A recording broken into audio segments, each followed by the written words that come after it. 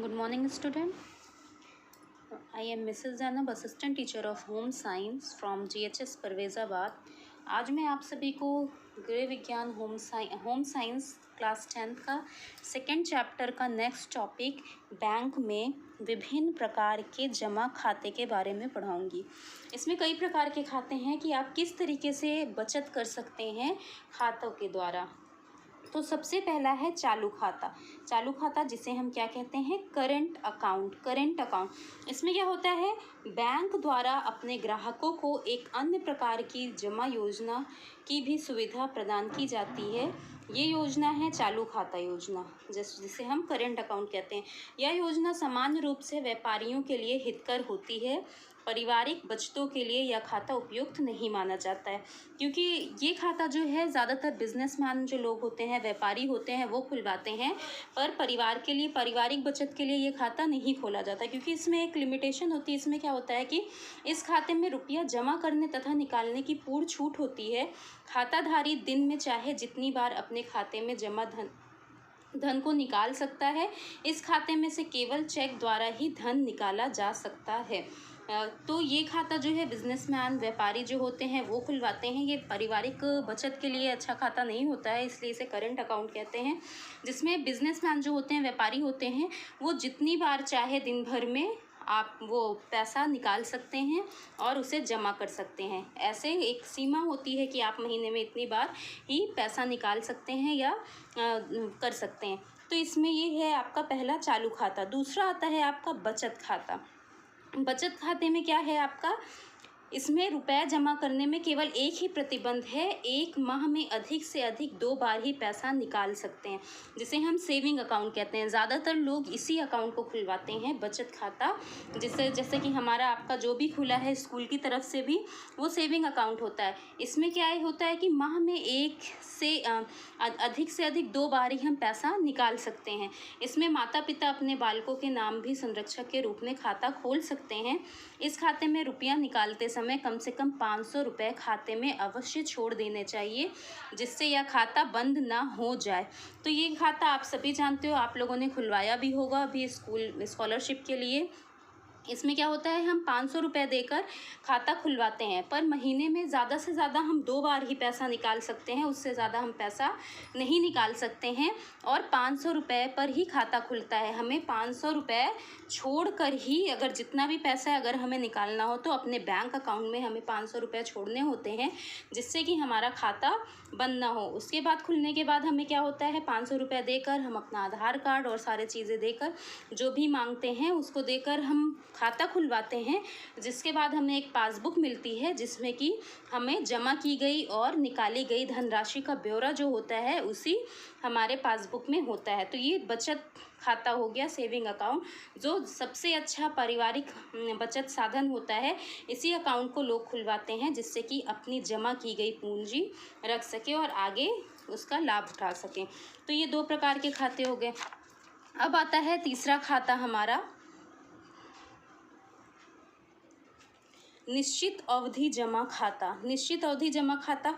इसमें क्या होता है, जिसे हम फिक्स टाइम डिपॉजिट अकाउंट कहते हैं। निश्चित अवधि जमा खाता, नाम से ही समझ में आ रहा है, फिक्स टाइम डिपॉजिट अकाउंट। यानी कि इस प्रकार की खाते में क्या होता है, इस खाते में धन एक निश्चित अवधि 1, 2, 3, 4, 5 वर्ष या इससे अधिक के लिए जमा किया जाता है। यानी एक हमें अवधि निश्चित होती है कि हमें अपना जो भी बचत हमने किया है पैसा, वो हमें कितने साल के लिए फिक्स करना है। फिक्स करने का मतलब फिर हम उस पैसे को ना तो हम निकाल सकते हैं, ना उसमें कुछ कर सकते हैं। जब जितने दिन के लिए, जितने वर्ष के लिए हमने उस पैसे को जमा कर दिया, उससे पहले हम उस पैसे को निकाल नहीं सकते हैं। तो इसीलिए इसे निश्चित अवधि यानी कि फिक्स टाइम डिपॉजिट अकाउंट कहते हैं।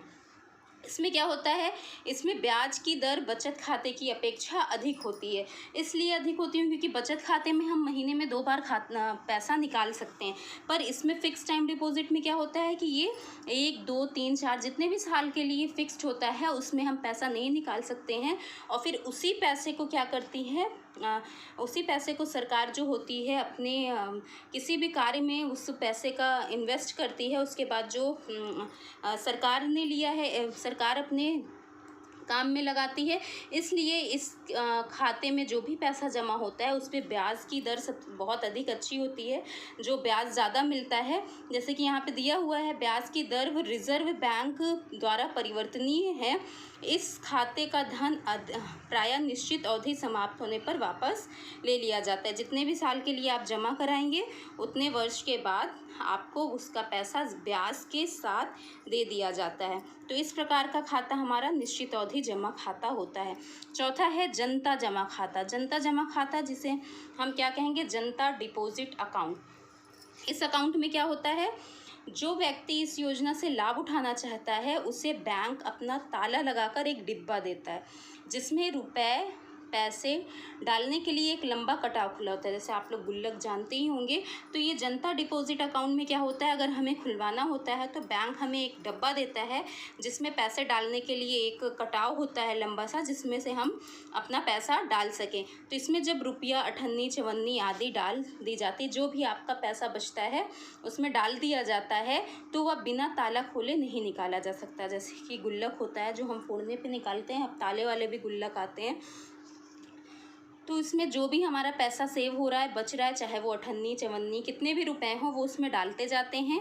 फिर उस डिब्बे में ताला बैंक की तरफ से लगा होता है। बैंक का कोई भी कर्मचारी जो होगा वो प्रति मास महीने में आकर उस धन को निकाल कर उस व्यक्ति के खाते में जमा कर देता है। जितना आपने उस डब्बे में जमा किया होता है वो बैंक का कर्मचारी उस ताले को खोलता है। जितना भी आपने इकट्ठा किया है उसका पैसा लेकर वो आपके अकाउंट में जमा कर देता है।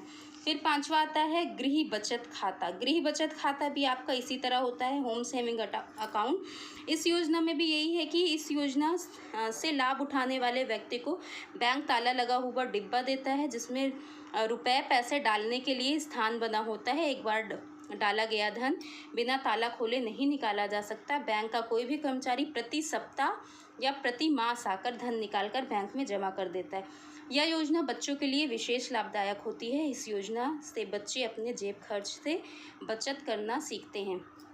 तो ये आपका जनता डिपॉजिट अकाउंट और होम सेविंग अकाउंट दोनों एक ही सिमिलैरिटी है, सेम है। बस इसमें है कि महीने में, और ये वाला होम सेविंग अकाउंट में है कि कभी कभी जो बैंक का कर्मचारी होता है वो सप्ताह में भी आके आपके बचत किए हुए पैसे को निकाल कर आपके अकाउंट में जमा कर देता है। इस तरीके से आप थोड़े थोड़े पैसे करके भी अपने अकाउंट में पैसे जमा कर सकते हैं। तो ये आपका एक 5 ये जो हो गया बचत खाता हो गया।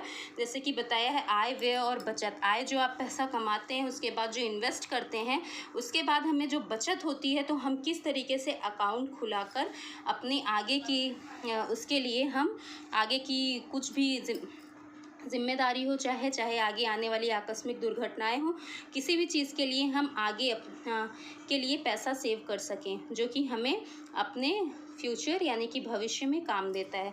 तो ये आपके पूरे 5 प्रकार के हो गए बचत खाते, जिसको कि आप लोग लिखेंगे और लर्न करेंगे। Thank you.